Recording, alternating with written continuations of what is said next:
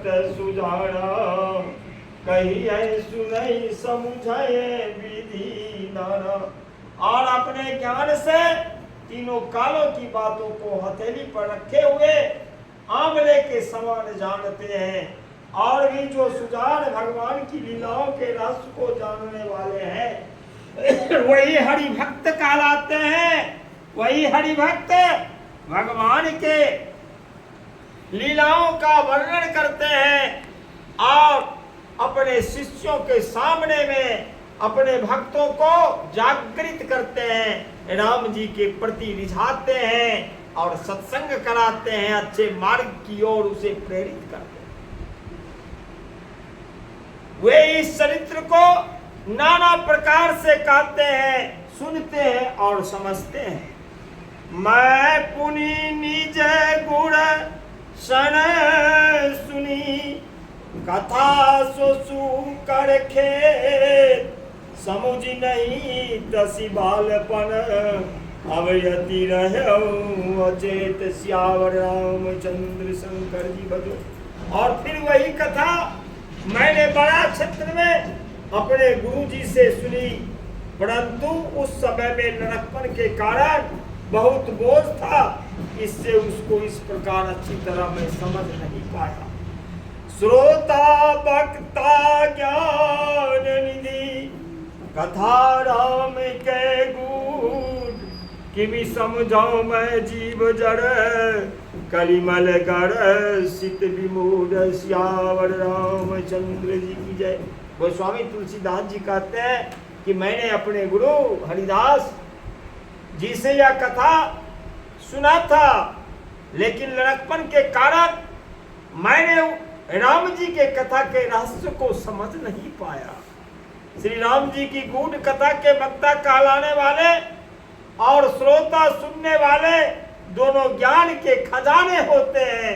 जो राम जी के गुणगान करते हैं, राम जी के गुणों का गुणगान करते हैं, उनकी कथाओं का वर्णन करते हैं, वो तो गुणी है ही, साथ ही साथ उस कथा को सुनने वाले श्रोता जो हैं वह उनसे भी ऊपर हैं, क्योंकि उस कथा के रस को वह पान करते हैं और उस कथा के रस, राम की कथा के रस का पान करने के बाद उनके हृदय में जो अनुभूति होती है, उनमें जो संतुष्टि होती है, वह असली सार उन्हें ही पहचानने में आता है। कथा कहने वाले उनके नजदीक में फीके।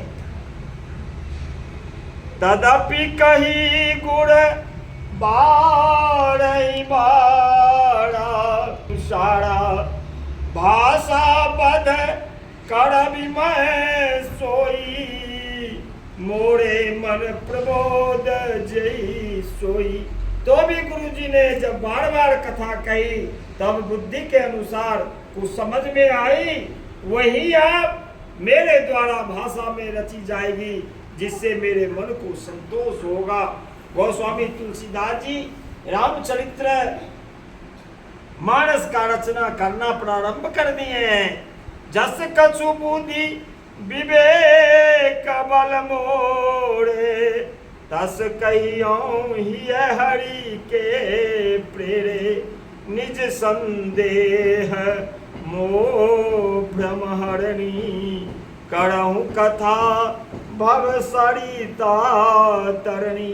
जैसा कुछ मन में बुद्धि और विवेक का बल है, मैं हृदय में हरि की प्रेरणा के उसी के अनुसार वह कथा कहूँगा। मैं अपने संदेह, अज्ञान और भ्रम को हरने वाली कथा रचता हूँ, जो संसार रूपी नदी के पार करने के लिए नाव का कार्य करता है, नाव है। बुध विश्राम सकल जन रजनी, राम कथा कलिकल सुभिभंजनी, राम कथा कलिपनंग भरणी, गुणी विवेक पावक कहूँ वर्णी। राम कथा पंडितों को विश्राम देने वाली, सब मनुष्यों को प्रसन्न करने वाली और कलयुग के पापों को नाश करने मोरनी है। जिस प्रकार से मोर और मोरनी विषैले और विवेक रूपी अग्नि के प्रकट करने के लिए अरण्य के आश्रम में, ऋषि मुनियों के आश्रम में हवन का कार्य जब होता था तब लकड़ियों को, एक लकड़ी को दूसरे लकड़ी पर में रगड़ा जाता था और उस पर में रुई सटा करके अग्नि प्राप्त करता था।